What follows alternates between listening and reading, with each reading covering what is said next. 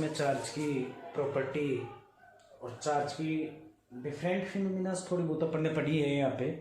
जैसे अपन किसी ऑब्जेक्ट को चार्ज कैसे कर सकते हैं, चार्ज की प्रॉपर्टीज क्या क्या होती है, अपन ने चार्ज की यूनिट भी स्टडी की है। अब अपने चैप्टर का बहुत ही एक इंपॉर्टेंट टॉपिक बेटा पढ़ेंगे। Now I will study about the Coulomb's law.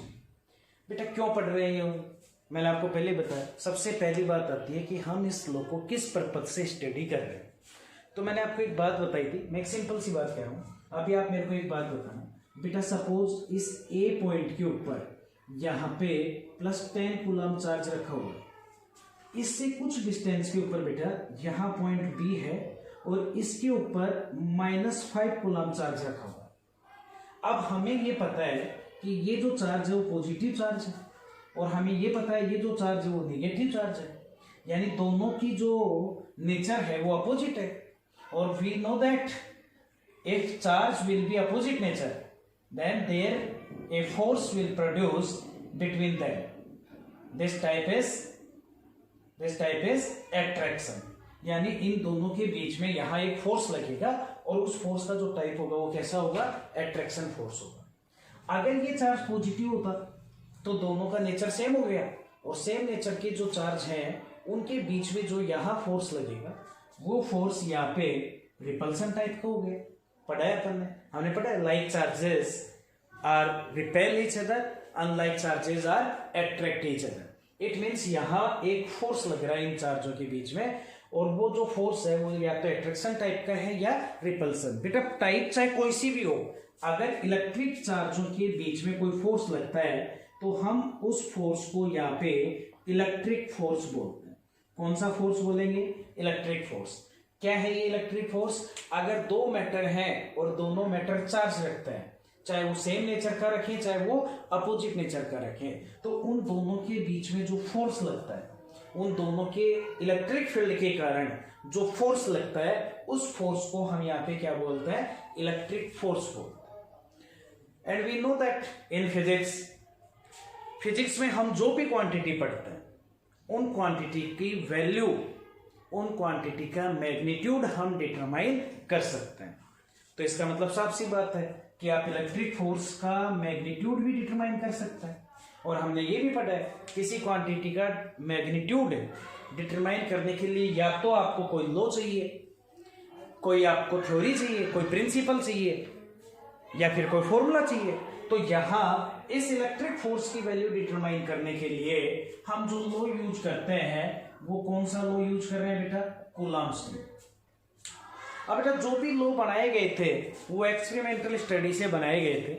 ये जो कूलम्ब्स लॉ है ये हमें दो इलेक्ट्रिक चार्ज, जिन दो मैटर जो चार्ज रखते हैं उनके बीच में लगने वाले फोर्स का मैग्नीट्यूड देता है। सबसे पहले मैंने आपको कूलम्ब्स लॉ का पर्पज पढ़ाया कि कूलम्ब्स लॉ क्यों पढ़ रहे हैं, पर्पज क्या है। तो इसका पर्पज है, हम कूलम्ब्स लॉ इसलिए पढ़ रहे हैं कि दो ऑब्जेक्ट जो चार्ज रखती है उनके बीच में चाहे तो अट्रैक्शन हो और चाहे रिपल्सन हो, उनके बीच में जो फोर्स लग रहा है जिसे हम इलेक्ट्रिक फोर्स कह रहे हैं उसका मैग्नीट्यूड कितना होगा ये डिटरमाइन करने के लिए हम कौन सा लॉ स्टडी करते हैं, हम कूलम्ब्स लॉ स्टडी करते हैं। अब ये कूलम्ब्स लॉ कैसे बनाया गया, किस कारण से ये कूलम्ब्स लॉ बनाया गया, किससे प्रेरित होकर कूलम्ब्स लॉ बनाया गया, ये अब हम यहाँ पे स्टडी करेंगे। कूलम्ब्स लॉ जो बनाया गया वो किससे प्रेरित होकर बनाया गया, तो इसके बारे में मैं आपको थोड़ा सा बताता हूँ। हमने इससे पहले न्यूटन का ग्रेविटेशनल लॉ पढ़ा था और न्यूटन का जो ग्रेविटेशनल लॉ वो क्या था, उसने ये बताया था कि दो ऑब्जेक्ट जिनका कुछ ना कुछ मास है, जिनका कुछ ना कुछ मास है, वो दो ऑब्जेक्ट अगर एक दूसरे से कुछ डिस्टेंस पर रखे हैं, जैसे r डिस्टेंस पर रखे हैं, तो उनके बीच में जो ग्रेविटेशनल फोर्स लगता है उस ग्रेविटेशनल फोर्स का अमाउंट दोनों के मास के प्रोडक्ट के डायरेक्टली प्रोपोर्शनल और दोनों के बीच की डिस्टेंस के स्क्वायर के इनवर्सली प्रोपोर्शनल। और बेटा यहाँ प्रोफेशनल कांस्टेंट लगा था G, यूनिवर्सल ग्रेविटेशनल कांस्टेंट। तो फोर्स का फॉर्मूला क्या बना था, F = G m1 m2/r²। इसी लॉ से, न्यूटन के ग्रेविटेशनल लॉ से ही प्रेरित होके और कूलम्ब्स ने इलेक्ट्रिक चार्ज के बीच में लगने वाले इलेक्ट्रिक फोर्स का फॉर्मूला बनाया। और उसने उन फोर्स के बारे में एक लॉ बनाया, बहुत ही अच्छा लॉ था, बट थोड़ा सा इससे बेटा क्या था, वो डिफरेंट था। हम उसके बारे में यहाँ पढ़ेंगे। तो अब आप इस बात को समझें, जो यहाँ ये इलेक्ट्रिक फोर्स लगा उसके बारे में उसने क्या समझाया। मैंने स्टेटमेंट लिखा है इस लॉ का, अकॉर्डिंग टू दिस लॉ, इस लॉ के अनुसार the force of interaction between 2 point charges. सबसे पहले इस बात को समझे कि ये जो लॉ था वो पॉइंट चार्जेस के लिए था। पॉइंट चार्जेस के लिए था, मतलब पॉइंट चार्ज किसको बोलेंगे, ऐसे मैटर पर चार्ज जो मैटर डायमेंशन लेस हो, मतलब लेंथ हाइट और ब्रेड्थ उसकी ना हो, पॉइंट हो, वो पॉइंट चार्जेस, यानी जिसकी डायमेंशंस नहीं होती, डायमेंशन नहीं है, जैसे लेंथ हाइट ब्रेड्थ नहीं है, हम ऐसे ऑब्जेक्ट को यहाँ पॉइंट ऑब्जेक्ट बोल रहे हैं, और अगर वो चार्ज रखता है तो वो पॉइंट चार्ज हो गया। तो ऐसे 2 पॉइंट चार्जेस जिनके बीच में इलेक्ट्रिक फोर्स आपको निकालना है, तो उसके लिए क्या लॉ फॉलो करोगे कि उनके बीच में लगने वाला force directly proportional to the product of charges. यानी इन जैसे सपोज दैट मेरे पास 2 पॉइंट चार्जेस हैं, फर्स्ट इज ए और सेकंड इज बी। ए के पास जो चार्ज है वो Q1 है और बी के पास जो चार्ज है वो Q2 है, और दोनों के बीच की जो डिस्टेंस है वो डिस्टेंस कितनी है, R।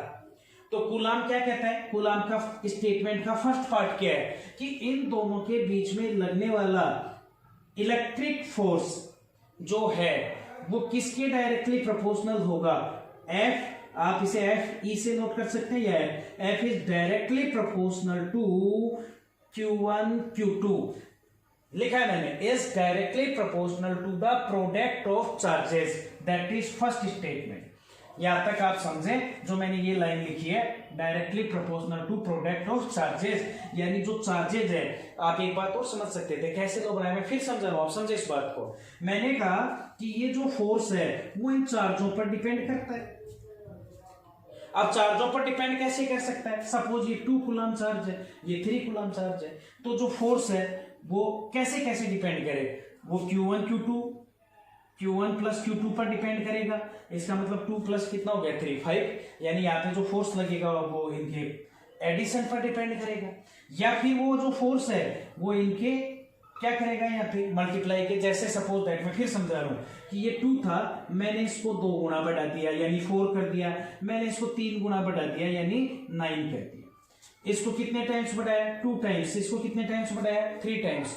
तो ये जो फोर्स है जितने टाइम्स बढ़ाया उसका प्लस बढ़ेगा, उसका मल्टीप्लाई बढ़ेगा, या 2 की क्यूब 3 या 3 की क्यूब 2, ऐसे कई रिलेशन आते हैं। तो कूलाम ने किससे प्रेरित हुआ, किससे, साफ साफ दिख रहा है हमें, ग्रेविटेशनल लॉ से। उसने क्या कहा कि ये जो फोर्स है वो इनमें प्लस पावर इन पर नहीं, इन दोनों के प्रोडक्ट के डायरेक्टली प्रोपोर्शनल होगा। जैसे F is directly proportional to Q1 Q2। Simple सी बात मैंने बताई कि A और B पर 2 पॉइंट चार्जेस आपके पास है, एक पॉइंट चार्जेस Q1 है और दूसरा Q2 है, तो उन दोनों के बीच में जो इलेक्ट्रिक फोर्स लगेगा F is directly proportional to product of point charges, यानी दोनों का जो चार्ज है उसके डायरेक्टली प्रोपोर्शनल होगा। सेकेंड पार्ट क्या कहता है स्टेटमेंट का, and inversely proportional to the square of the distance, यानी ये जो फोर्स है दोनों के बीच में लगने वाला वो इनवर्सली प्रोपोर्शनल के लिए हमें क्वांटिटी को 1/, लिखना पड़ता है square of distance between the charges, यानी चार्जेस के बीच की जो डिस्टेंस है उसके स्क्वायर के इनवर्सली प्रोपोर्शनल होगा। मतलब अगर आप चार्ज ले रहे हो तो चार्ज को जितना आप बढ़ाओगे उनके बीच में लगने वाला फोर्स बढ़ जाएगा। जैसे ये 2 कूलम 3 कूलम था, आपने इसको 4 कर दिया और इसको मैंने 9 कर दिया, यानी ये भी दुगना कर दिया, मैंने बढ़ा दिया और ये भी बढ़ा दिया, तो इसका मतलब इनके बीच में लगने वाला फोर्स भी इंक्रीज हो जाएगा। बट डिस्टेंस के स्क्वायर के इनवर्सली प्रोपोर्शनल, यानी मैंने इनको 1 मीटर पर रखा और सपोज फोर्स की वैल्यू 10 न्यूटन आ रही थी, तो मैं 2 मीटर डिस्टेंस कर दूंगा तो 10 से फोर्स क्या हो जाएगा, डिक्रीज हो जाएगा। ध्यान रखेंगे इस बात को, ये डिक्रीज हो जाएगा। मैंने 3 मीटर कर दिया तो और डिक्रीज हो जाएगा, पर कितना, जैसे 1 से मैंने 2 मीटर किया, दुगना किया ना, तो दुगना का मतलब 2 टाइम्स डिक्रीज नहीं होगा, जितना आपने बढ़ाया उसके स्क्वायर टाइम्स क्या हो जाएगा, यहाँ पे डिक्रीज हो जाएगा। आपने 2 टाइम्स बढ़ाया मतलब ये 2 का स्क्वायर यानी 4 टाइम्स क्या हो रहा है, यहाँ पे डिक्रीज हो जाएगा। तो कूलाम ने क्या बताया कि इनके बीच में जो फोर्स यहाँ लग रहा है वो दोनों चार्जों के प्रोडक्ट के डायरेक्टली प्रोपोर्शनल है और दोनों के बीच की जो डिस्टेंस है उसके स्क्वायर के इनवर्सली प्रोपोर्शनल है। इन दोनों को मिलाकर हम कैसे लिख सकते हैं? हम इन दोनों को मिलाकर यूं लिख सकते हैं, F is directly proportional to Q1 Q2 upon R square. दोनों स्टेटमेंट के पार्ट मिलाए मिले, तो मैंने इसको ऐसे लिख दिया। अब क्वेश्चन क्या आता है, आगे टॉपिक क्या आता है इसमें, हम जब डायरेक्टली प्रोपोर्शनल उठाएंगे तो हमें एक प्रोपोर्शनल कांस्टेंट लगाना पड़ता है। तो कूलाम ने जो यहाँ प्रोपोर्शनल कांस्टेंट जो यहाँ यूज किया, वो प्रोपोर्शनल कांस्टेंट क्या यूज किया? एक्चुअल में हम यहाँ पे कुछ देर के लिए जो उसने यूज किया उसको कुछ देर के लिए मैं यहाँ क्या मान रहा हूँ, के। उसने कांस्टेंट लगाया, कितना लगाया, के लगाया, और के की आगे क्या लिख दिया, Q1 Q2 upon R square. यानी दो इलेक्ट्रिक चार्ज जो पॉइंट चार्ज है ए और बी पर जो आपके सामने शो है, उनके बीच में लगने वाला फोर्स का जो इलेक्ट्रिक फोर्स लग रहा है उसका मैग्नीट्यूड कितना होगा, F is equal to Coulomb's constant Q1 Q2 upon R square. आपने न्यूटन का ग्रेविटेशनल फोर्स का पढ़ा था, G m1 m2 upon R square. इस कांस्टेंट में और इस कांस्टेंट में बहुत अंतर था। ये जो कूलम्स कांस्टेंट है के, बेटा ये कूलम्स कांस्टेंट के जो है ये अपन ने माना है, ये जो के है वो यहाँ पे बहुत सारी चीजों पर डिपेंड करता था। मोस्टली जैसे मैं बता रहा हूं किस पर डिपेंड करता था, के की वैल्यू डिपेंड करती है बेटा ये जो दो चार्ज हैं इनके बीच के मीडियम के ऊपर। दो चार्जों के बीच में क्या मीडियम है, इस चीज पर इस के की वैल्यू डिपेंड करती थी। कैसे डिपेंड करती थी, मैं अब आपको ये समझा रहा हूं। दो चार्जों के बीच में जो इलेक्ट्रिक फोर्स लग रहा है, उन फोर्स का अमाउंट उनके बीच में जो मीडियम प्रेजेंट है, जैसे एयर है, हवा है, पानी है, वाटर है, सपोज दैट प्लास्टिक रख दी, तो उन सारी चीजों पर बेटा ये क्या करेगा, डिपेंड करेगा। यानी कूलाम ने ये के यूज नहीं किया था। एक्चुअल जो कूलाम का कांस्टेंट था ये तो अपन ने मान लिया के लिख दिया। कूलाम के कांस्टेंट की डायरेक्ट वैल्यू होती है K is equal to 1/4 pi epsilon. हम इसको एप्सिलॉन बोलते हैं यहाँ पे, और जो एप्सिलॉन है ये क्या है, यहाँ पे क्या बनाया है मैंने, ये बात है यहाँ पे समझने लायक। के की वैल्यू ये कहां से आई, सबसे पहले मैं आपको ये समझाना चाहता हूं कि के की वैल्यू ये कहां से आई, किस पर कैसे डिपेंड कर रहा है, क्वेश्चन हमारा ये समझने वाला। और ये जो एप्सिलॉन है ये तो हम इसे पढ़ रहे हैं, जैसे मैं भी आपके सामने ये बना दूं लैम्डा, पढ़ते हो ना आप इसको, जैसे मैं आपके सामने टोन बना दूं, मैं आपके सामने बना दूं that is gamma, that is alpha, that is beta. वैसे इसको कैसे क्या पढ़ रहे हैं हम, एप्सिलॉन पढ़ रहे हैं, बट इनके मीनिंग अलग अलग होते हैं। ये जो वर्ड है लैम्डा वेवलेंथ को भी डिपेंड करता है, टॉर्क डिपेंड करता है, ये अल्फा बीटा गामा अलग अलग जगह अलग अलग चीजों को डिनोट कर सकती है। यहाँ एप्सिलॉन किसको डिनोट करता है, किसको रिप्रेजेंट कर रहा है, तो बेटा ये परमिटिविटी को डिनोट कर रहा है। किसको रिप्रेजेंट कर रहा है, परमिटिविटी, इलेक्ट्रिक परमिटिविटी को एप्सिलॉन नोट कर रहा है। जो ये है कैसे, सबसे पहले बात ये समझेंगे कि के की ये वैल्यू आई कैसे। बेटा जो के इज इक्वल टू अपन ने 4 पाई एप्सिलॉन लिखा, ये जो मैंने यहां बनाया है हम इसे क्या पढ़ेंगे, हम इसे पढ़ेंगे एप्सिलॉन। एप्सिलॉन ये पढ़ना है, इसकी मीनिंग क्या है, हम इसे बोलते हैं परमिटिविटी ऑफ मीडियम। क्वेश्चन ये आता है व्हाट इज परमिटिविटी, ये परमिटिविटी क्या होता है, पर उससे पहले हम ये पढ़ेंगे कि हमने ये फॉर्मूला भी कैसे बनाया, आपने कैसे कांस्टेंट की वैल्यू 1/4 पाई एप्सिलॉन नोट रख दी, तो इसको आप समझें। हमने कहा हमने एक पॉइंट चार्ज लिए, ये पॉइंट चार्ज था बेटा, ये पॉइंट चार्ज था, तो एक बात बताना, दूसरा चार्ज मैंने यहां रखा है दैट इज Q1 और बेटा दैट इज Q2। हाँ, ये जो चार्ज है ये इसके ऊपर फोर्स लगाता है। सपोज दैट ये आप ये मान लें कि ये चार्ज पॉजिटिव है, ये नेगेटिव, यानी अट्रैक्शन होगा, तो ये जो चार्ज है वो इस चार्ज को पकड़ने के लिए ये अपने में से कुछ ये लाइंस बाहर निकालता है। मान लो यहां से इसने ये स्ट्रिंग्स बाहर निकाली और इसको कहा कि यहां से पकड़ कर लाओ। अब इसके चारों तरफ जो ये लाइंस बाहर निकल रही है, जो स्ट्रिंग्स बाहर निकल रही है, आप समझे इस बात को, ये जो बाहर निकल रही है यानी जो इसकी ताकत है जो चारों तरफ से बराबर है, इस चारों तरफ निकल रही है, तो आप ये बताओ जो स्ट्रिंग्स इसको पकड़ने जाएंगी वो कितने एंगल से बाहर निकल रही है? तो हमने देखा कितने एंगल से, 4 पाई से, चारों तरफ से बाहर निकल रही है।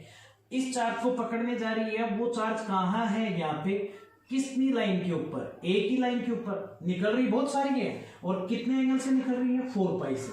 इस चार्ज को पकड़ने कितनी जा रही है? 1, और ये चार्ज उसकी केवल कितनी लाइन पर है? 1 पर। यानी अगर मैं कंपेयर करूं तो इसको पकड़ना केवल 1 से है, जबकि निकल कितनी रही है? 4 पाई। तो बेटा कंपेयर किया मैंने, तो मैंने देखा 1 से पकड़ना है, जबकि टोटल स्ट्रेंथ कितनी है इसकी? 4 पाई। तो यहां से बना 1/4 पाई। अब दूसरी बात और देखी मैंने कि जो ये 1 भी पकड़ने जा रही है उसकी स्ट्रेंथ भी डिपेंड करती है किसके ऊपर? बीच के मीडियम के ऊपर। मीडियम के ऊपर, जैसे अब एक बात और समझना, बीच के मीडियम पर डिपेंड करती है, और मीडियम जो इसकी स्ट्रेंथ को कम या ज्यादा करता है उस क्वांटिटी के लिए अपन किसको नोट करते हैं? परमिटिविटी को। तो जितनी मीडियम की स्ट्रेंथ परमिटिविटी ज्यादा होगी, उतनी ये जो लाइन इसको पकड़ने जा रही है उतना ही फोर्स वो इसका क्या कर देगी? कम कर देगी। फिर समझो, ये यहां से चार्ज जो इसको पकड़ने के लिए जा रहा है, इसकी ताकत उतनी ही फोर्स की कम होगी जितना बीच में मीडियम की परमिटिविटी ज्यादा होगी। यानी परमिटिविटी इनवर्सली काम कर रही है किसके? जो मीडियम की परमिटिविटी है वो क्या कर रही है? जितनी ज्यादा होगी उतना ही फोर्स क्या होगा? कम होगा। इसलिए हमने परमिटिविटी को कहां लिखा? बटे में लिखा, इनवर्सली के लिए। इस प्रकार से हमारे पास के की वैल्यू बनी 1/4 पाई एप्सिलॉन। और जो ये एप्सिलॉन जो बन रहा है यहाँ पे, हम इसको क्या बोल रहे हैं? Permittivity of medium. अब ये तो हमें समझ में आया कि ये के तो हमने केवल समझने के लिए रखा था कांस्टेंट। एक्चुअल जो कांस्टेंट है उसके बेस पर कूलम्ब्स लॉ क्या बन गया? F = 1/4 pi epsilon Q1 Q2/r²। ये फोर्स कब बना? मीडियम के अंदर, जब दो चार्जों के बीच में मीडियम हो। अब इसको भी एक बात और समझो, ये तो मीडियम है। जैसे मैंने क्या किया, मेरे पास ये 2 चार्ज है, फर्स्ट और ये सेकंड। मैंने कहा बेटा इन दोनों के बीच में यहाँ पे क्या दिख रहा है आपको? तो आपने कहा कुछ नहीं दिख रहा। तो एक ने कहा कुछ नहीं, कैसे नहीं दिख रहा भाई? इनके बीच में एयर है, बिल्कुल एयर है यहाँ पे। मैंने कहा अब आप बताएं इन दोनों के बीच में क्या है यहाँ पे? समझे? मैंने ये बुक ली, अब बताया मैंने, तो आपने कहा बुक है। मैंने इसको हटा दिया, तो आपने क्या कहा? इन दोनों के बीच में क्या है? एयर है। अब मैं इसको अर्थ से बाहर ले जाता हूँ एरिया में, है ना, और ऊपर ले जाकर मैंने कहा बेटा आप बताओ इनके बीच में क्या है? तो जवाब क्या आया? हमें नहीं पता क्या, हमें कुछ नहीं दिख रहा। बट हम ये नहीं कह रहे कि हम ये नहीं कह रहे कि कुछ भी नहीं है, हम ये कह रहे हैं कि हमें नहीं पता क्या है। तो ऐसी जगह के लिए बेटा हम जो वर्ड यूज करते हैं हम उसे बोलते हैं फ्री स्पेस। जहां आपने कहा कि हमें नहीं पता क्या है, हमें दिख नहीं रहा क्या है, उसके लिए हमने जो वर्ड यूज किया उस वर्ड को हमने क्या कहा? Free space. यानी अगर मैं इनको अर्थ से बाहर ले जाता हूं तो वहां फ्री स्पेस में हमें नहीं पता इनके बीच में क्या है, और इस फ्री स्पेस के लिए ही हम जो वर्ड यूज करते हैं उसको हम दूसरा क्या नाम दे सकते हैं? वैक्यूम। तो अगर मीडियम है दोनों के बीच में तब तो एप्सिलॉन लगा देंगे परमिटिविटी के लिए, और अगर बेटा कुछ भी नहीं है, हमें नहीं पता क्या है क्या नहीं है, तो उस कंडीशन में फिर हम फ्री स्पेस के लिए यहाँ एप्सिलॉन के साथ नीचे 0 बनाते हैं और हम इसको पढ़ते हैं एप्सिलॉन नॉट। क्या पढ़ेंगे बेटा? हम इसे पढ़ेंगे एप्सिलॉन नॉट। तो ये आपका वैक्यूम में या फ्री स्पेस में दो चार्जों के बीच का फोर्स हो गया। फिर से मैं बता रहा हूं, ए पर एक चार्ज Q1 रखा है, बी पर दूसरा चार्ज Q2 रखा है, दोनों के बीच की डिस्टेंस कितनी है? R। तो उन दोनों के बीच में जो फोर्स काम करेगा, इलेक्ट्रिक फोर्स, कूलम्ब्स लॉ के अकॉर्डिंग उसकी value 1/4 pi epsilon naught Q1 Q2/r²। Note तब लगेगा जब इनके बीच में, दोनों चार्जों के बीच में फ्री स्पेस यानी वैक्यूम है। अगर मीडियम है तो एप्सिलॉन नोट नहीं लगाएंगे, एप्सिलॉन लिखेंगे, वो परमिटिविटी ऑफ क्या होती है? मीडियम। एप्सिलॉन नोट लगा दिया तो क्या होती है? परमिटिविटी ऑफ वैक्यूम या फिर फ्री स्पेस। ये ध्यान रखेंगे। क्वेश्चन अब हमारा ये आता है कि बार बार सर आप परमिटिविटी बोल रहे हो, हम तो ये नहीं जानते कि परमिटिविटी होती क्या है। इसको भी समझाता हूं मैं आपको कि अभी मैंने क्या कहा आपको कि मेरे पास दो चार्जेस, फर्स्ट ये पेन है, दूसरा ये जो इंक ले रखी है, सपोज 2 पॉइंट चार्जेस है।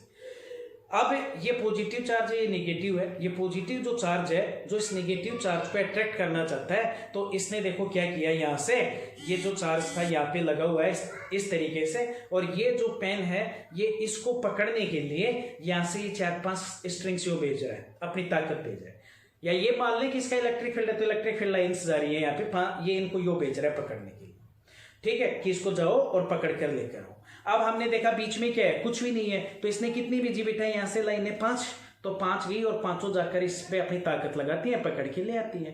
अब दूसरी बात समझना, अब हमने क्या कहा, हमने इसके बीच में कोई मीडियम रख दिया, सपोज दैट इनके बीच में मैंने ये बुक रख दी, दैट इज मीडियम। अब ये जो पेन जो इसको पकड़ने जा रहा है, आप समझे इस बात को, अब जो पकड़ने जा रहा है इसने यहाँ से कितनी स्ट्रेंथ भेजी, इसने कितनी स्ट्रिंग्स भेजी यहाँ से 5। अब ये 5 गई, पर यहाँ पे ये जो बीच में बुक है ये मीडियम है, और इस मीडियम ने इनमें से जो 5 गई उसमें से इसने 3 को रोक लिया और 2 को आगे जाने दिया। कितनी एब्जॉर्व कर ली इसने, 3, और आगे कितनी जाने दी, 2। अब आप बताओ दोनों के बीच में जो फोर्स लग रहा है, पहले कितनी स्ट्रिंग के कारण लग रहा था 5, अब कितनी के कारण लगा 2, 3 कहां गई, 3 इसने एब्जॉर्व कर ली। तो ये जो मीडियम है मेरे पास, इसकी परमिटिविटी कितनी हो गई 3, जो 2 पास होने दी वो नहीं हुई, जितनी इसने एब्जॉर्व कर ली वो क्या हो गई, इसकी परमिटिविटी हो गई। तो इसका मतलब डायरेक्टली एक वर्ड बोल सकता हूं कि permittivity is the ability of medium due to which it reduce the force between 2 charges. यानी परमिटिविटी मीडियम की एक ऐसी कैरेक्टरिस्टिक है, एक ऐसी प्रॉपर्टी है जिसके कारण मीडियम 2 चार्जों के बीच में लगने वाले फोर्स को रिड्यूस करता है, कम करता है, डिक्रीज करता है। यानी परमिटिविटी, फिर से समझे, परमिटिविटी इज द एबिलिटी या property of a medium due to which medium reduce the force between 2 charges which are kept in this medium. यानी 2 चार्जेस जो उस मीडियम में रखे हैं उनके बीच में लगने वाले फोर्स को परमिटिविटी उस मीडियम की क्या करती है, रिड्यूस करती है। यानी उसको रिड्यूस करने वाली, फोर्स को कम करने वाली जो प्रॉपर्टी है, हम उसको क्या नाम दे रहे हैं, यहाँ पे परमिटिविटी नाम दे रहे हैं। अब ये जो परमिटिविटी है, जब मैंने कहा कुछ नहीं दिख रहा, जैसे अभी कहा था ना, अभी कुछ नहीं है तो कितनी है, 4 है, तो चारों लाइनें जा रही है इसको पकड़ने के लिए। बीच में मैंने बुक रखी तो कितनी लाइनें गई पकड़ने के लिए, 2, तो 2 को क्या कर लिया था उसने, एब्जॉर्ब। 4, अब कुछ भी नहीं कहा तो 4 है तो चारों जा रही है। इसका मतलब क्या हुआ कि इन दोनों चार्जों के बीच में कुछ भी नहीं होगा। अगर फ्री स्पेस में रख दूंगा तो 5 की 5 लाइनें जा रही है, यानी फोर्स ज्यादा होगा। क्यों ज्यादा हुआ, मतलब वैक्यूम की परमिटिविटी क्या है, बहुत ही कम है, उसको रिड्यूस नहीं कर पा रही। तो वैक्यूम की परमिटिविटी किससे नोट कर रहा हूं, एप्सिलॉन नोट से। क्या कहा आपने, बहुत ही कम है, इसलिए चारों की चारों लाइन इसको पकड़ने के लिए गई। अब बात करते हैं मीडियम की। मीडियम में क्या हो रहा था, यहां से इस चार्ज ने कितनी लाइनें भेजी, कितनी स्ट्रिंग्स भेजी, 4, कितनी गई, बीच में बुक रखी था मैंने, 2 बुक ने एब्जॉर्ब कर ली, 2 आगे गई। तो इसका मतलब अब फोर्स कितने के कारण हुआ, 2 के कारण। तो फोर्स क्या हुआ, रिड्यूस हुआ। फोर्स रिड्यूस होने का मतलब जो बीच में मीडियम था उसकी परमिटिविटी क्या है, ज्यादा है। तो मीडियम की परमिटिविटी को किससे नोट करेंगे, EM से। बताओ दोनों में क्या रिलेशन हुआ, तो हम रिलेशन लिखेंगे EM is greater than to E naught. यानी वैक्यूम की परमिटिविटी से मीडियम की परमिटिविटी ज्यादा होती है, इसीलिए मीडियम में जो फोर्स है वो रिड्यूस हो रहा है, किसकी बजाय, वैक्यूम की बजाय। यहाँ पे ये भी आप ध्यान देंगे। अब इसको हम और आगे समझते हैं, आगे ध्यान देंगे। देखो आप समझो इस बात को। अब मैंने क्या कहा, यहाँ पे ये परमिटिविटी किसकी है बेटा, यहाँ पे मीडियम की। मीडियम की परमिटिविटी को हम केवल एप्सिलॉन से नोट करते हैं, और वैक्यूम की परमिटिविटी को हम किससे, एप्सिलॉन नोट से। आपने क्या कहा, किसकी ज्यादा, मीडियम की, और किसकी कम, वैक्यूम की। तो दोनों में रिलेशन बनाओ, दोनों में रिलेशन बनाओ। तो दोनों में रिलेशन के लिए देखो मैंने क्या कहा, मैंने कंपेयर किया permittivity of medium upon permittivity of vacuum या फ्री स्पेस। ये ज्यादा है, ये कम है। तो अब देखना, किसी मीडियम को आप कंपेयर कर रहे हो, किसी मीडियम की परमिटिविटी को कंपेयर कर रहे हो किससे, वैक्यूम से, तो बराबर जो रेशियो निकल कर आया, भाई सेम क्वांटिटी तो ही, ये भी परमिटिविटी, ये भी परमिटिविटी, ये किसकी, मीडियम की, ये किसकी, वैक्यूम की, सेम क्वांटिटी, तो रेशियो निकल कर आया। तो जो रेशियो निकल कर आया हम उसको एप्सिलॉन R से नोट करते हैं। किससे नोट करते हैं, एप्सिलॉन R से। और इस एप्सिलॉन R को हम, ये जो एप्सिलॉन R आ रहा है, यहाँ पे जो ये एप्सिलॉन आर आ रहा है हम इसको डाई इलेक्ट्रिक कांस्टेंट बोलते हैं। इस एप्सिलॉन आर को हम क्या बोलते हैं बेटा, यहाँ पे डाई इलेक्ट्रिक कांस्टेंट, मीडियम का डाई इलेक्ट्रिक कांस्टेंट हम इस एप्सिलॉन आर को बोलते हैं, जो यहाँ पे एप्सिलॉन आ रहा है, या फिर हम इसको एब्सोल्यूट परमिटिविटी बोल रहे हैं यहाँ पे। यानी दो चीजों का हमने क्या किया, यहाँ पे कंपेयर किया, मीडियम और वैक्यूम की परमिटिविटी का। तो हमारे पास जो रिलेशन आया हमने उसको एप्सिलॉन आर नोट किया, और एप्सिलॉन आर हम उस मीडियम का क्या बोल रहे हैं, डाई इलेक्ट्रिक कॉन्स्टेंट। तो जब दो चार्जों के बीच में मेरे को फोर्स समझाना हो, तो फोर्स समझाने के लिए हम मीडियम अगर ले रहे हैं तो उस मीडियम की परमिटिविटी लेने की बजाय ज्यादा इजी होता है कि आप उस मीडियम का डाइलेक्ट्रिक कांस्टेंट ले आओ। रीजन बेटा, क्योंकि मीडियम की परमिटिविटी आपने ली तो परमिटिविटी की कोई ना कोई यूनिट होती है, और आपको पता है यूनिट होती है तो क्वांटिटी यूनिट सिस्टम पर डिपेंड करती है। मैंने यूनिट याद कर ली, सपोज दैट किसकी, एसआई सिस्टम की। क्वेश्चन में जो बाकी के चार्ज वगैरह दे रखे हैं, डिस्टेंस दे रखी है, इनकी unit suppose that they the CGS system की। अब ये यूनिट मेरे को सीजीएस की दे रखी है, और जो फॉर्मूले में जो एप्सिलॉन आएगा यहाँ पे मीडियम में, उसकी यूनिट मेरे को दे दी किसकी, एसआई सिस्टम की, मैंने याद कर रखी है। अब मैं उसको कैसे बदलूं सीजीएस के अंदर, तो दिक्कत खड़ी हो गई। तो इससे अच्छा है कि मीडियम में हम जब फोर्स निकालें, तो मीडियम में फोर्स निकालने के लिए हम परमिटिविटी ना याद करके रिलेटिव परमिटिविटी या dielectric constant epsilon naught R की वैल्यू याद करें। तो उसमें यूनिट का झंझट नहीं रहता। क्यों, ऊपर भी परमिटिविटी तो सेम यूनिट, नीचे भी परमिटिविटी सेम यूनिट, कट गया, it means it is only A ratio. तो इसकी वैल्यू याद करो। इसीलिए मैं कह रहा हूं कि फॉर्मूले में अगर मीडियम की हमें फोर्स निकालना हो तो हम उसकी परमिटिविटी की बजाय उसकी रिलेटिव परमिटिविटी याद करके चलते हैं। और रिलेटिव परमिटिविटी अगर हम याद करें तो यहीं पे जैसे मैं इससे लिखूं, ये मीडियम की परमिटिविटी थी, देखना, तो एप्सिलॉन इज इक्वल टू क्या आ गया, एप्सिलॉन नॉट, और इनटू में क्या आ गया, एप्सिलॉन आर। तो यहां जो मैंने एप्सिलॉन यूज किया था मीडियम के लिए, उसकी जगह एप्सिलॉन नॉट और इनटू कितना जाएगा, एप्सिलॉन आर। और जो ये 1/4 पाई एप्सिलॉन नॉट है, ये जो कूलम्स कांस्टेंट बन रहा है इतना, इस 1/4 पाई एप्सिलॉन नॉट की न्यूमेरिकल वैल्यू 9 × 10⁹ होती है। इसकी न्यूमेरिकल वैल्यू कितनी होती है, 9 × 10⁹। अब बच गया क्या, एप्सिलॉन आर। तो आपका एप्सिलॉन आर क्या है, डाइलेक्ट्रिक कांस्टेंट। मैंने कहा उसकी कोई यूनिट लेने होती नहीं है, तो बहुत ईजी हो जाएगा सोल्व करना। इस तरीके से ये जो रिलेशन है बहुत इंपॉर्टेंट रिलेशन है, और आपकी बार एग्जाम में भी पूछा गया था कि डाइलेक्ट्रिक कांस्टेंट क्या होता है। तो उसका एक डेफिनेशन हम यहां से निकाल सकते हैं, the ratio of permittivity of medium and permittivity of free space is known as dielectric constant of this medium। दूसरी डेफिनेशन भी मैं अभी आपको समझाऊंगा आगे जाके। इस प्रकार से ये जो फोर्स की वैल्यू एप्सिलॉन नॉट लिखोगे आप, तब ये तो किसकी हो गई, दो चार्जों के बीच में फोर्स किसके अंदर, वैक्यूम में, और इसके साथ नीचे एप्सिलॉन आर और लगा दूंगा, तो epsilon naught into epsilon R किसके बराबर हो गया, एप्सिलॉन, और एप्सिलॉन क्या हो गया, परमिटिविटी ऑफ मीडियम। यानी ये जो फॉर्मूला बन गया वो बन गया दो चार्जों के बीच में इलेक्ट्रिक फोर्स मीडियम के अंदर, यानी ये फॉर्मूला बन गया मीडियम में। और अगर मेरे को वैक्यूम में फॉर्मूला लिखना है तो वैक्यूम में जो फॉर्मूला बनेगा हम उसको क्या लिखेंगे, 1/4 pi epsilon naught Q1 Q2 upon R square. समझे दोनों चीजों को। मैं दूसरा फॉर्मूला बनाऊंगा यहां से, that is formula of force in medium when charge will kept in a medium, then the force between the charge is 1/4 पाई। यहां जो मीडियम की, फिर समझा रहा हूं, समझ लो, मीडियम की जो परमिटिविटी लिखोगे उसका फॉर्मूला क्या लिखोगे, epsilon naught epsilon R Q1 Q2 upon R square. अगर यही दोनों चार्ज किसी मीडियम में ना रखे होके कहां रखे होते बेटा, वैक्यूम में, तो फॉर्मूला क्या लिखते हैं, F is equal to 1/4 pi epsilon naught Q1 Q2 upon R square. That is force in medium, that is force in vacuum. याद रखेंगे, ये वैक्यूम में फोर्स है और ये कहां फोर्स है, मीडियम में फोर्स है। तो इस टाइप से कूलम्स कांस्टेंट की वैल्यू किस पर डिपेंड कर रही है, परमिटिविटी पर। और परमिटिविटी क्या है, मैंने बताया कि एक मीडियम की ऐसी एबिलिटी जो उस मीडियम में रखे चार्जों के बीच के फोर्स को रिड्यूस कर सकती है, जैसे मैंने भी एग्जांपल देकर समझाया था। तो इस टाइप से हम ये वैल्यू निकालते हैं। अब परमिटिविटी ऑफ वैक्यूम कितनी आएगी। तो मैंने अभी क्या कहा था, या फिर ये मान लो इसकी वैल्यू कैसे निकालेंगे एप्सिलॉन नॉट की।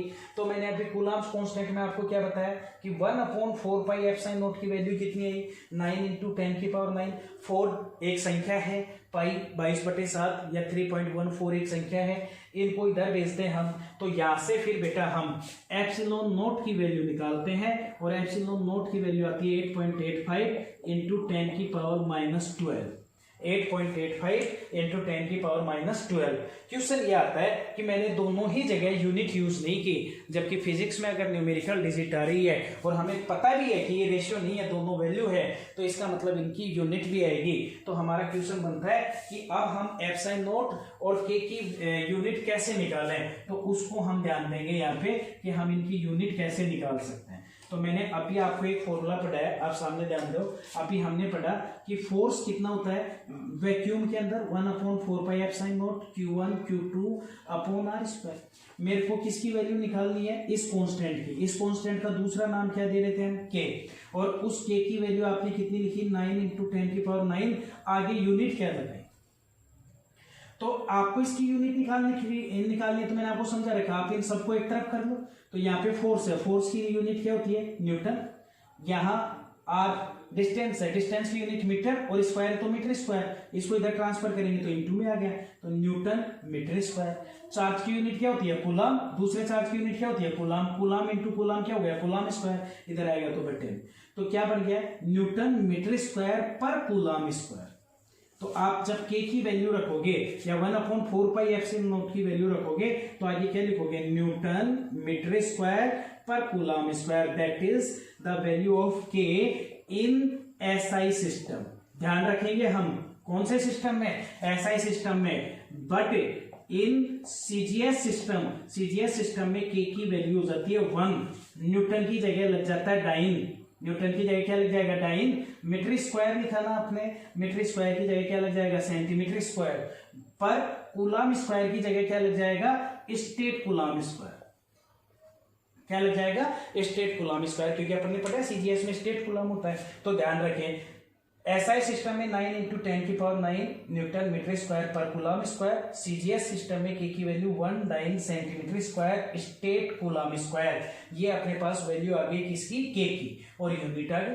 तो के की वैल्यू और यूनिट मैंने यहाँ पे लिख दी है, के यानी 1/4 पाई एप्सिलॉन नॉट की। अब क्वेश्चन आता है कि या फिर जो ये एप्सिलॉन नॉट या एप्सिलॉन मीडियम यूज कर रहे हो तो एप्सिलॉन लिखोगे, मीडियम यूज करोगे तो ये वैल्यू नहीं आएगी। समझ गया ना, न्यूमेरिकल वैल्यू ये तभी है जब यहाँ पे वैक्यूम है। बट यूनिट की बात करूं तो चाहे मैं एप्सिलॉन नॉट लिखूं चाहे एप्सिलॉन लिखूं, दोनों ही जगह का मतलब क्या हो गया परमिटिविटी, एक वैक्यूम की हो गई एक मीडियम की, तो उसकी यूनिट क्या आएगी। तो अब आप एक बात समझें, ये यूनिट किसकी है, 4 पाई क्या होता है कांस्टेंट, कोई यूनिट नहीं होती, तो यूनिट किसकी निकालनी है मेरे को एप्सिलॉन। एप्सिलॉन का मतलब किसकी परमिटिविटी। तो इसका बिल्कुल देखो, इसको इधर ले जाऊं ये इधर लाऊंगा तो ये उल्टा हो जाएगा, यानी मेरे पास एप्सिलॉन की जो यूनिट होती है वो यूनिट क्या आ गई कूलम स्क्वायर पर न्यूटन मीटर स्क्वायर। ध्यान देंगे एप्सिलॉन की यूनिट क्या आ गई कूलम स्क्वायर पर न्यूटन इंटू मीटर स्क्वायर, जबकि 1/4 पाई एप्सिलॉन की यूनिट क्या आ गई न्यूटन मीटर स्क्वायर पर कूलम स्क्वायर। अब बात आती है कि वैक्यूम की जो वैक्यूम की परमिटिविटी है एप्सिलॉन नॉट, उसकी वैल्यू कितनी है। तो अभी मैंने लिखी थी 8.85 × 10⁻12। तो इसके साथ क्या यूनिट लगेगी, इसके साथ यूनिट लगेगी कूलम स्क्वायर पर न्यूटन इंटू मीटर स्क्वायर। यहां ये निकालना होता तो क्या लगेगी यहाँ पे न्यूटन मीटर स्क्वायर पर कूलम स्क्वायर। ये के की यूनिट यानी 1/4 पाई एप्सिलॉन नॉट की, और ये एप्सिलॉन नॉट यानी आपकी जो निर्वात यानी वैक्यूम जो है फ्री स्पेस जो है उसकी परमिटिविटी की ये न्यूमेरिकल वैल्यू है।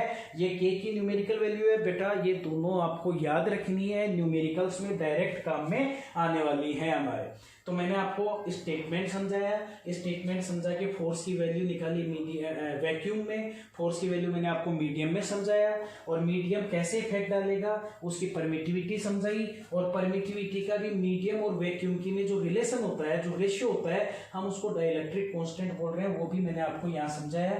एप्सिलॉन नॉट यानी परमिटिविटी और 1/4 पाई एप्सिलॉन नॉट यानी के, उनकी मैंने आपको यहाँ पे यूनिट समझा। अब क्वेश्चन आता है क्या हम इनकी डायमेंशन बना सकते हैं, किस किस की, कूलम्ब्स कांस्टेंट की और आपकी एप्सिलॉन नॉट की। तो बिल्कुल हम इनकी डायमेंशन बना सकते हैं। डायमेंशन बनाने के लिए देखो हम क्या करेंगे, आप इस बात को समझें, मैं आप पूरे लॉ को एक बार वापस से मिटा दूं, अब आप समझें। अभी हमने क्या कहा कि हमारे पास कूलम्ब्स फोर्स मैंने लिख रखा है 1/4πε0 Q1 Q2 upon R square. इसको कूलम्ब्स कांस्टेंट बोल रहे हैं और हम इसको किससे नोट कर रहे थे, के से।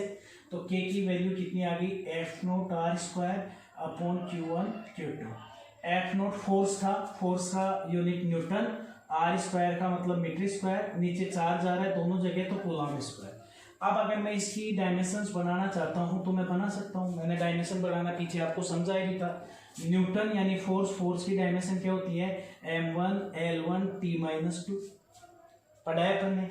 मीटर स्क्वायर, मीटर स्क्वायर का मतलब l2। कूलम्ब, कूलम्ब के लिए हम एम्पियर इंटू सेकेंड में काम में लेते हैं, तो a1 t1 आती है, पीछे समझाई हुई है। स्क्वायर करोगे तो यहाँ पे a2 कितना हो जाएगा, t2। अब हमारे पास देखो कितना आ गया, m1 2 और 1 l की है तो l3 t-2, इनको ऊपर ले जाऊंगा तो a-2 t-2, तो क्या बन गई, m1 l3 -2 और -2 t की पावर -4 a की power -2, that is dimensions of k।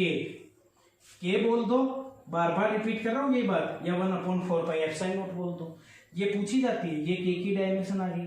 अब आती है परमिटिविटी की डायमेंशन, तो आपने अभी क्या लिखा, 1/4πε, बार बार कह रहा हूं बेटा, एप्साइन या एप्सिलॉन, एप्सिलॉन या एप्सिलॉन नोट, इनसे कंफ्यूज मत होना। एप्सिलॉन मीडियम के लिए और एप्सिलॉन नोट वैक्यूम के लिए, काम एक ही है दोनों का। तो इनमें से इनकी डायमेंशन पूछे किसी की भी, तो हमने देखा 1/4π एप्सिलॉन इज इक्वल टू के, तो 4π epsilon is equal to 1/k। 4π dimension में काम नहीं देता, तो epsilon is equal to 1/k, यानी के की डायमेंशन का क्या कर दो आप, रेसिप्रोकल कर दो, उल्टा कर दो आप। तो क्या डायमेंशन आ गई बताओ, m-1 l-3 t+4 और a+2, that is dimension of epsilon. यानी परमिटिविटी की dimension m-1 l-3 t4 a2 और कूलम्ब्स कांस्टेंट की dimension m1 l3 t-4 a-2। ये मैंने आपको क्या समझा, इनकी डायमेंशन समझा दी। इस टाइप से हम क्या करेंगे, इनकी डायमेंशंस यूज करेंगे, बना लेंगे और वो हमारे काम आएगा। जैसे अपन ने पीछे पूरा कूलम्ब्स लॉ पढ़ा, उसके अंतर्गत अपन ने पढ़ा कि दो चार्जों के बीच में अपन फोर्स कैसे निकाल सकते हैं। तो मैंने लिखा इलेक्ट्रिक फोर्स। इलेक्ट्रिक फोर्स का मतलब समझ रहे हो, पीछे समझा दिया, दो चार्जों के बीच में force between charges at R distance. मतलब दो चार्ज है मेरे पास, एक यहाँ Q1 और एक यहाँ Q2, और दोनों के बीच की डिस्टेंस R है, और ये दोनों के बीच में वैक्यूम है, मतलब कुछ भी नहीं, मतलब फ्री स्पेस, समझाया था मैंने।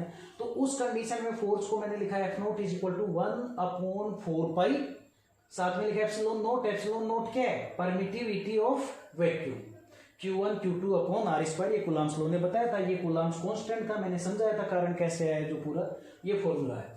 अगर इन्हीं को मैं किसी मीडियम में रखता हूं तो electric force between charges at R distance, उतनी डिस्टेंस पर इन मीडियम, तो Fm is equal to 1/4π epsilon naught की जगह क्या आ जाएगा, epsilon Q1 Q2 upon R square. Epsilon को क्या बोल रहे हैं, परमिटिविटी ऑफ मीडियम, यानी ये मीडियम की परमिटिविटी है।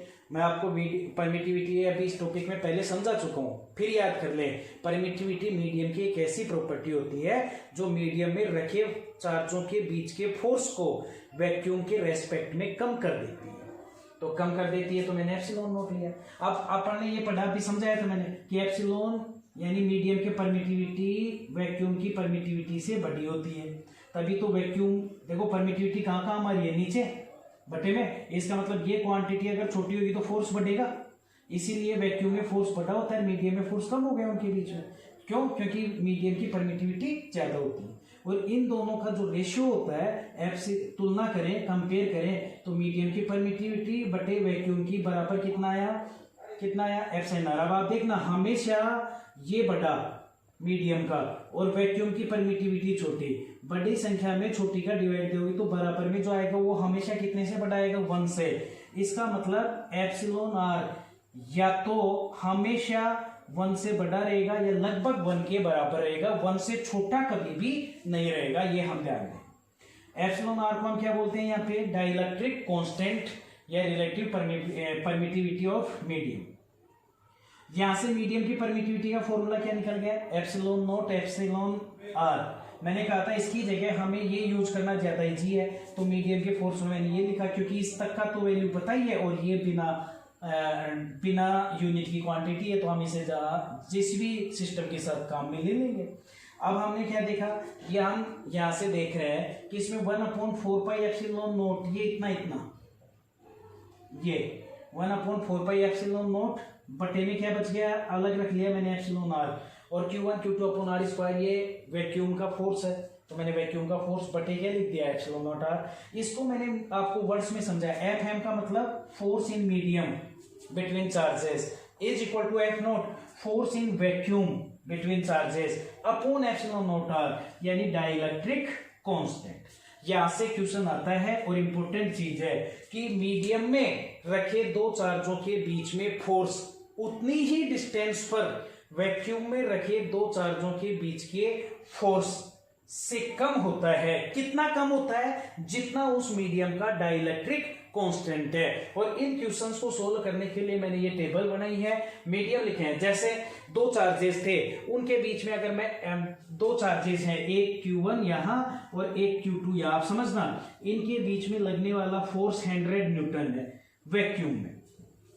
इनके बीच में वैक्यूम था, तो वैक्यूम में लगने वाला फोर्स कितना है, 100 न्यूटन। तो इस बात को समझना बाप, अगर मैं उनके बीच में एम्बर रख दूंगा, वैक्यूम हटाकर बीच में एम्बर रख दूं और उतनी डिस्टेंस पर चार्ज रखे हुए हैं, कितनी डिस्टेंस पर, r डिस्टेंस पर, तो इस फोर्स पर क्या फर्क पड़ेगा। तो ध्यान दें, force in vacuum 100 upon dielectric constant, तो एम्बर का डाइलेक्ट्रिक कांस्टेंट कितना है, 2.8, तो हम 2.8 का डिवाइड दे देंगे, यानी जितना डाइलेक्ट्रिक कांस्टेंट है उतने टाइम्स कम हो जाएगा। सपोज यहाँ पे इन दोनों के बीच में हार्ड प्लास्टिक रखी तो भी 2.8 टाइम्स कम हो जाएगा। ग्लास रखा तो अपन अप्रोक्सीमेट 5.1 लेते हैं, वैल्यू इसकी अलग अलग टाइप के ग्लासों के लिए 5 से लेकर 10 तक होती है।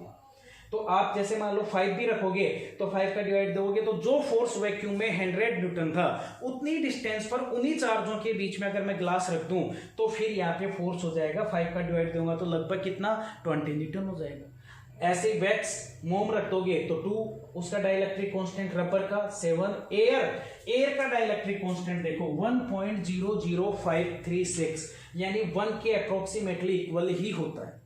इसीलिए अब आप यहां से देखना, एक बार समझना, डाइलेक्ट्रिक कांस्टेंट कैसे निकाल रहे हो, परमिटिविटी मीडियम बटे परमिटिविटी वैक्यूम।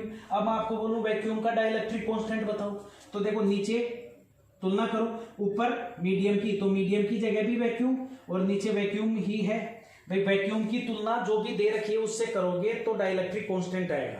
मैं कहूँ रबर की डाइलेक्ट्रिक कांस्टेंट बताओ, तो रबर के अंदर आपकी परमिटिविटी बटे वैक्यूम की परमिटिविटी, तो मैंने कहा वैक्यूम का ही बताओ, तो वैक्यूम की परमिटिविटी ऊपर, वैक्यूम की नीचे, कट के कितना हो गया 1।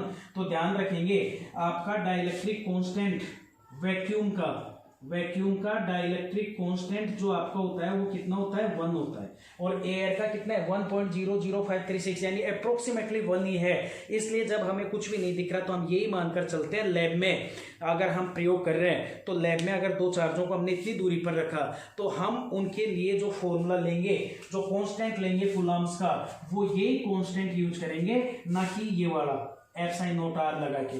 क्यों, एफ साइन आर साथ लगाओगे तो भी वैल्यू कितनी मानेंगे, वैक्यूम की 1, और एयर की भी कितनी है, अप्रोक्सीमेटली 1। तो इसलिए हम अगर वे यहाँ एयर की प्रेजेंस में चार्ज रखते हैं तो उनको लगभग वैक्यूम में जो चार्ज रखे उनके बराबर ही मानते हैं। उसमें कूलम्ब्स कांस्टेंट की वैल्यू 1/4 पाई एप्सिलॉन नॉट, यानी 9 × 10⁹ ही वैल्यू लेकर सोल्व करते हैं।